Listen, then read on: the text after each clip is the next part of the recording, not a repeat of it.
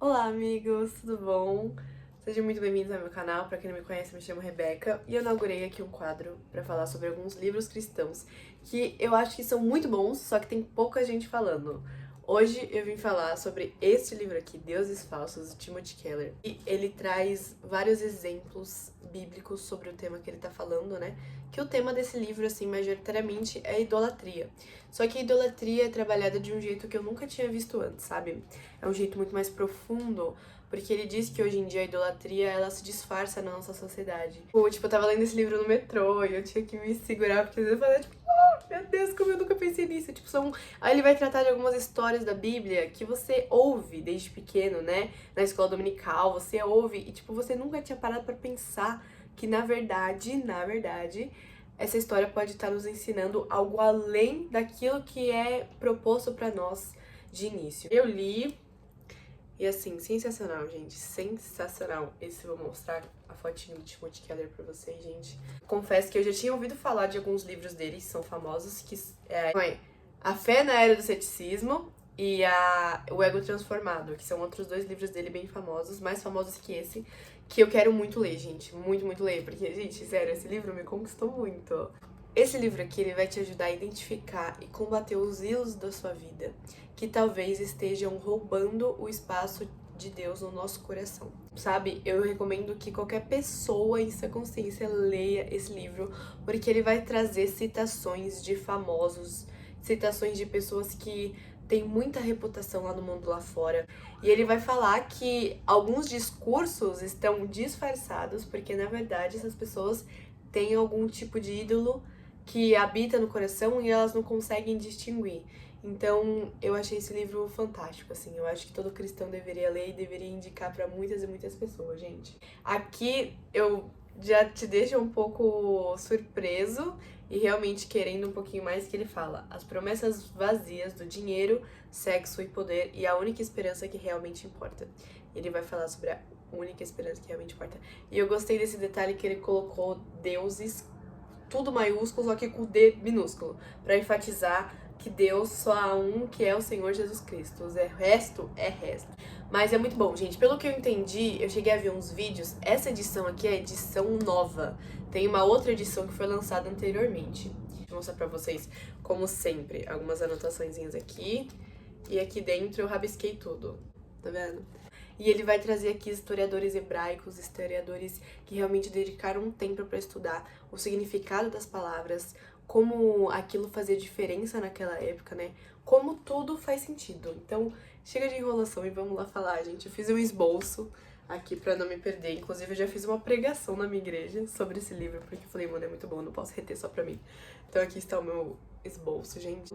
Os amarelos são referências bíblicas e alguns desenhos que eu coloquei porque eu sou muito visual, então eu gosto de colocar assim, pra eu não me esquecer de falar de nada. Mas vamos lá, gente. Primeiro eu gostaria de definir com vocês o que é idolatria.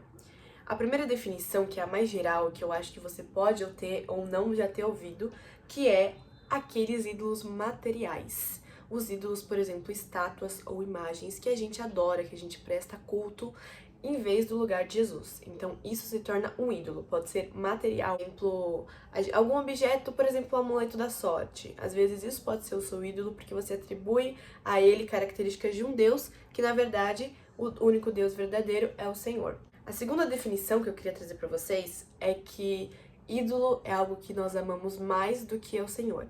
E às vezes, e eu acho que principalmente, os ídolos, eles se colocam no nosso coração de uma forma inconsciente. Então não é como se nós racionalmente escolhemos, eu vou amar algo ou alguém mais do que eu amo Jesus. De alguma forma, nós não realmente verbalizamos isso, nós não escolhemos conscientemente isso. Então, eu acho que é algo que às vezes nós escolhermos, mas nós não paramos para pensar tanto nas consequências, porque senão a gente nunca teria escolhido. E a terceira definição, e eu acho que, assim, foi o que esse livro me trouxe de novo, porque essas duas definições eu já conhecia antes, mas esse livro me trouxe de novo, que ídolo é aquilo que nós recorremos em busca daquilo que só o Senhor pode nos dar. E esse, principalmente, eu ouso dizer que é como nós trabalhamos de forma inconsciente. Realmente, então, por exemplo, eu já vi uma frase que dizia que o dinheiro promete tudo aquilo que o Senhor pode prover. Só o Senhor pode prover, mas o dinheiro ele te promete. Então, um ídolo, na verdade, a gente vai, às vezes, colocar, como eu falei, de forma involuntária, de forma inconsciente, mas a gente vai buscar nos nossos ídolos confiança, estabilidade, segurança, afirmação, identidade, amor, qualquer tipo de sentimento que nós fomos criados para ter e buscar, mas às vezes nós buscamos em coisas erradas. Então, ele vai falar que naquilo que você procura, além do Senhor, como substituto do Senhor, isso é uma idolatria. E ele vai falar que a idolatria pode ser qualquer coisa ou qualquer pessoa.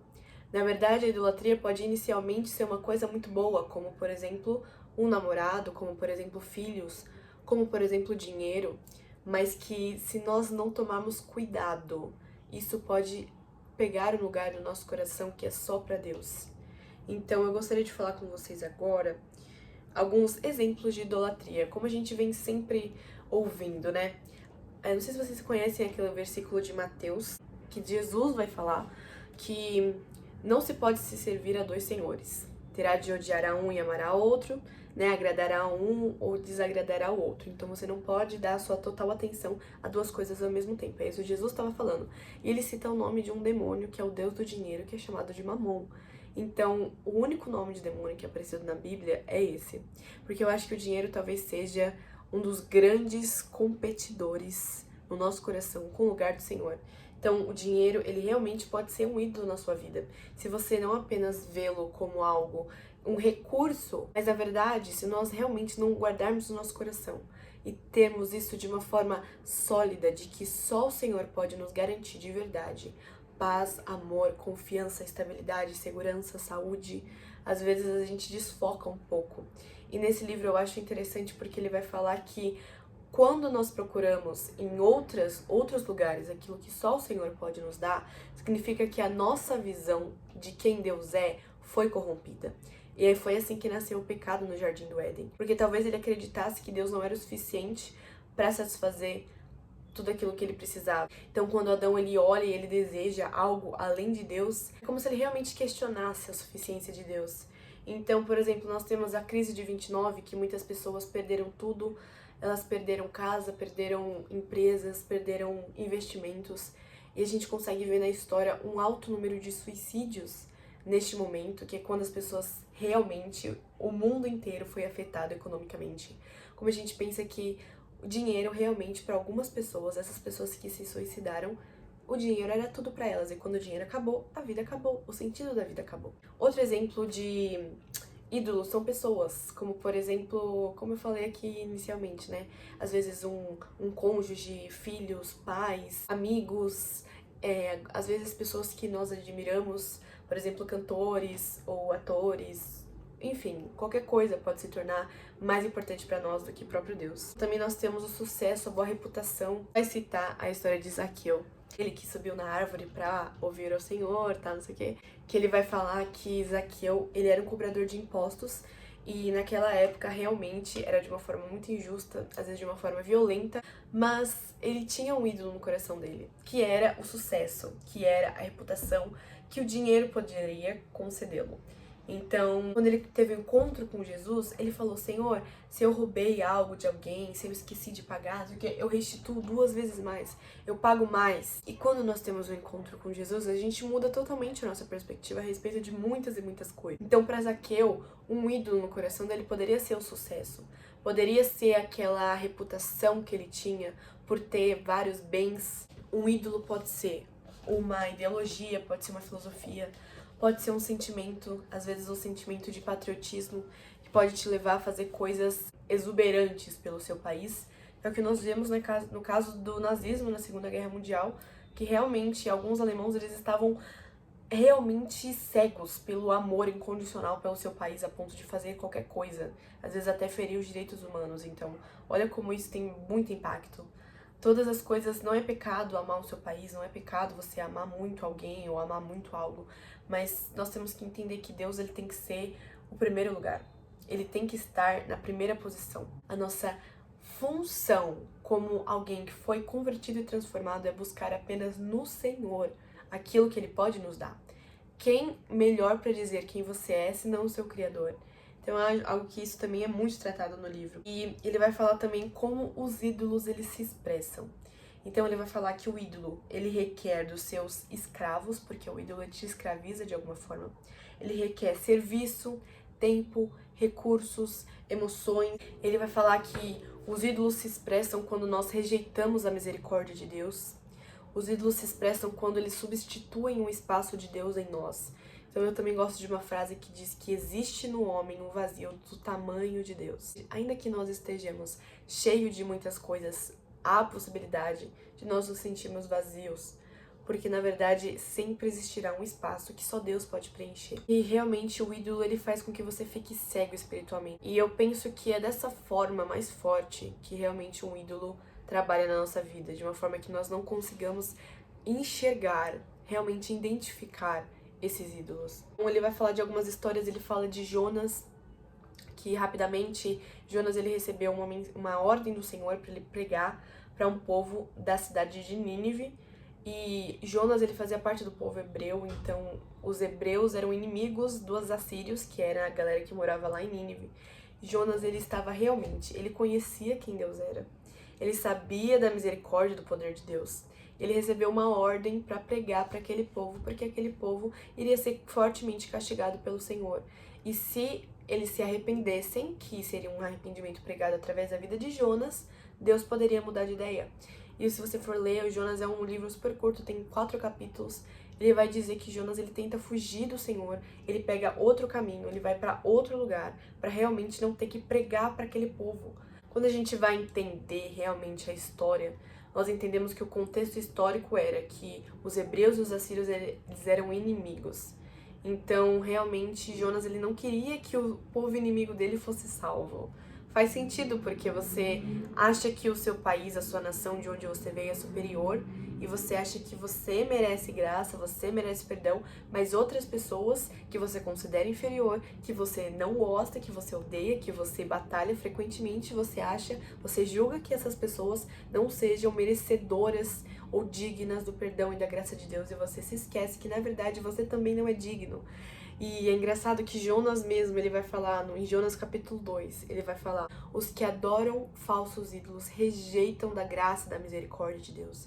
É como se ele falasse que ele mesmo, ele tem um ídolo no coração, porque ele tá rejeitando, ele tá recusando a graça e a misericórdia de Deus para outro povo. E ele esquece que, na verdade, graça é imerecida e ela é irrestrita, ela é para qualquer pessoa que realmente crê e se arrepende mediante a palavra de Deus. E ele vai citar também a história que eu acho que foi a história que mais me marcou, que foi a história de Jacó e Lia, que eu nunca tinha percebido como a história poderia ser retratada de uma forma diferente do que nós estamos acostumados, daquela forma convencional, de que Jacó esperou 7 anos por Raquel, depois ele trabalhou mais 7 anos por Raquel, e ele amou-a tão intensamente que ele todos esses anos, fala, né, no último versículo de um capítulo de Gênesis 29, eu acho, pareciam poucos dias pelo tanto que ela amava.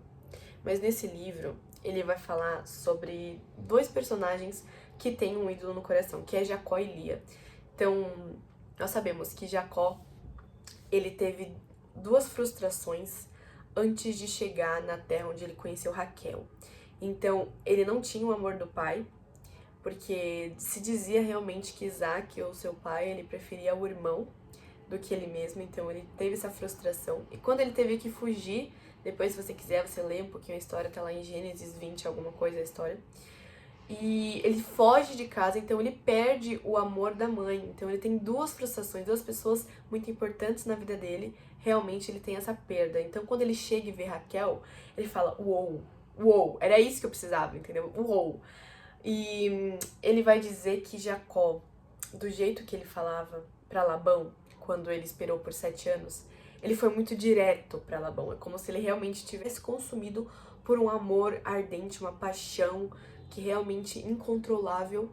Ele realmente não poderia viver sem Raquel. É como se ele realmente dissesse palavras explícitas para Labão, que era o pai de Raquel, seu tio, como se fosse uma paixão incontrolável. E isso eu nunca tinha parado para pensar. E o preço que ele pagou por Raquel era... Os 7 anos iniciais já era muito alto para um lote que você dava naquela época para conseguir uma esposa. Então é como se ele realmente... Ele amava demais, mas às vezes além da conta. além do que um homem é feito para amar, né? E às vezes a Raquel, ela pode ter se tornado um ídolo na vida de Jacó, porque ele encontrava ela, como é que fala? Ele projetava nela todas as expectativas que antes foram frustradas pelo seu pai e pela sua mãe. Então, é mais uma vez, uma forma como o ídolo, ele é muito sutil, muito sutil. Mas o que eu achei mais bonito foi a história de Lia, porque Lia era irmã de Raquel e ela sempre viveu uma vida à sombra da irmã.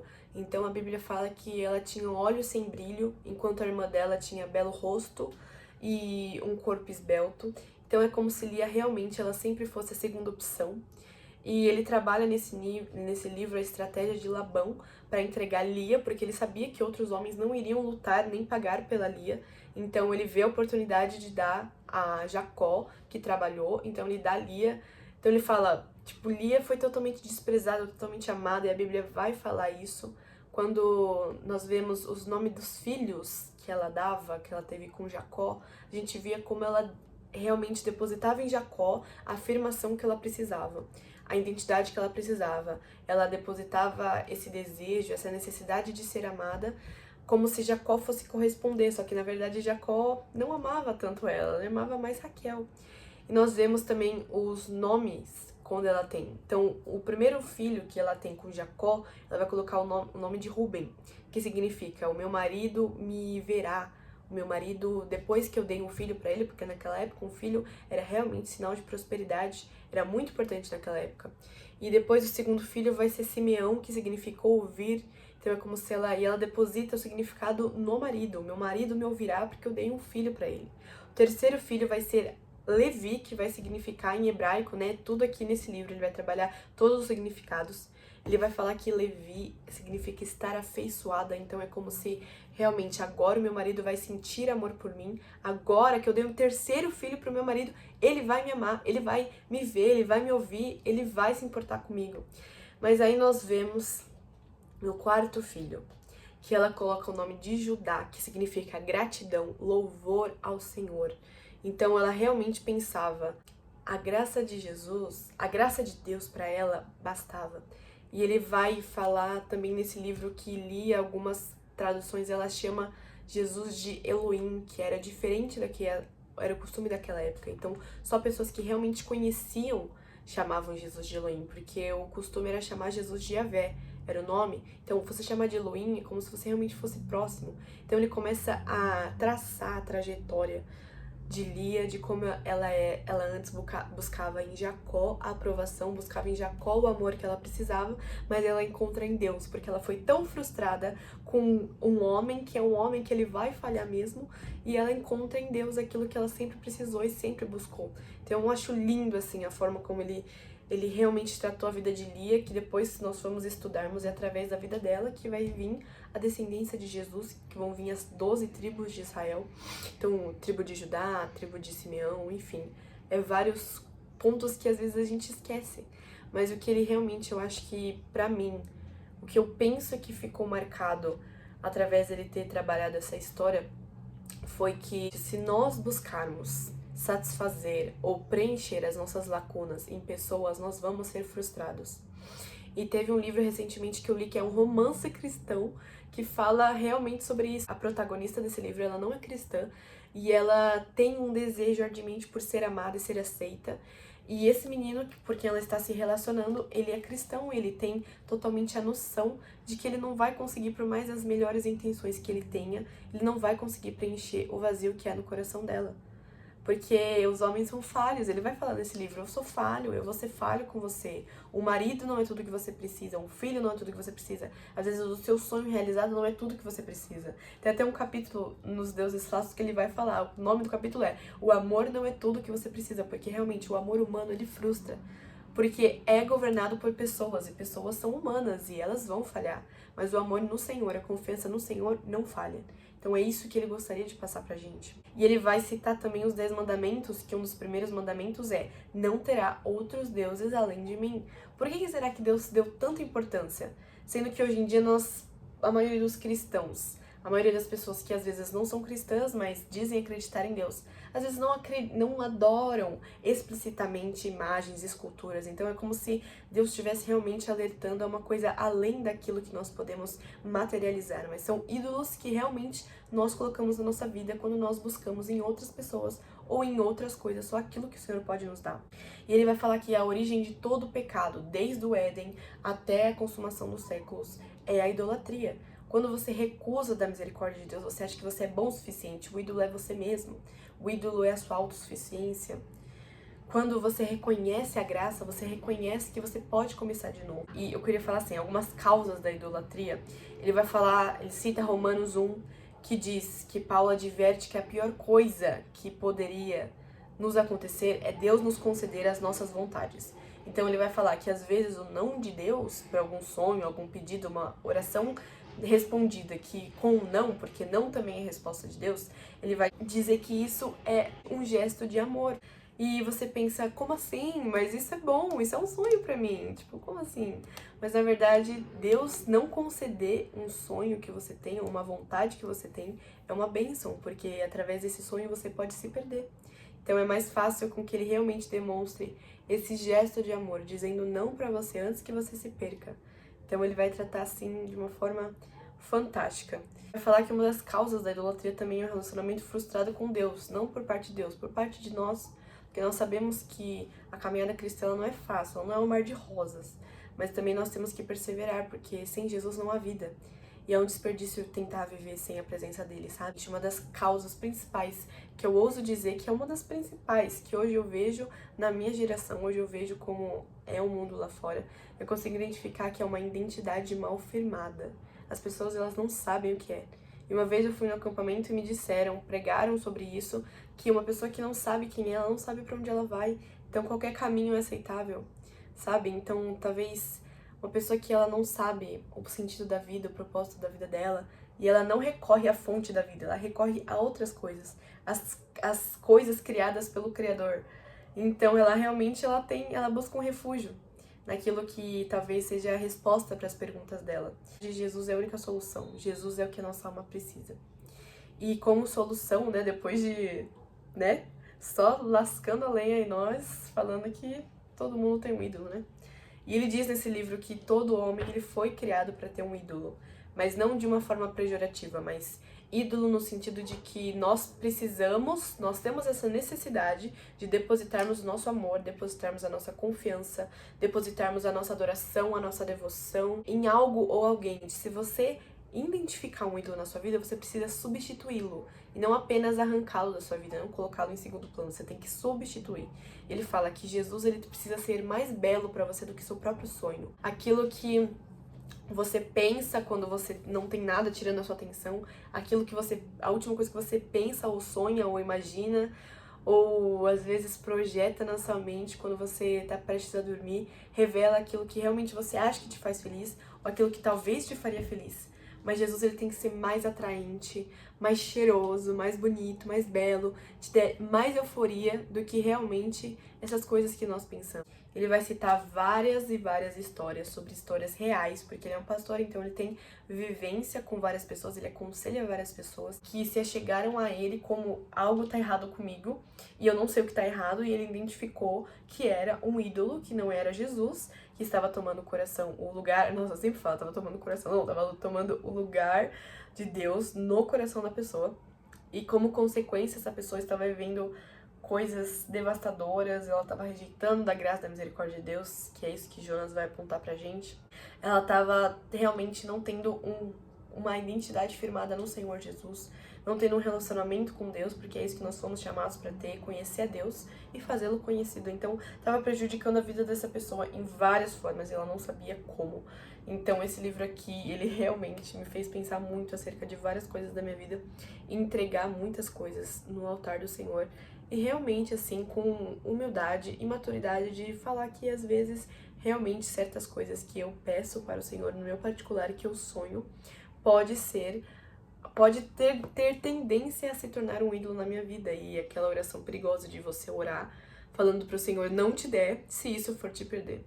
Então, foi através desse livro, gente, o Timothy Keller foi muito usado pelo Espírito Santo, eu acredito, a escrever esse livro, É uma palavra, tipo assim, realmente de exortação, uma palavra para você de reflexão, para realmente a gente alinhar aquilo que nós pensamos, aquilo que nós achamos que nós sabemos.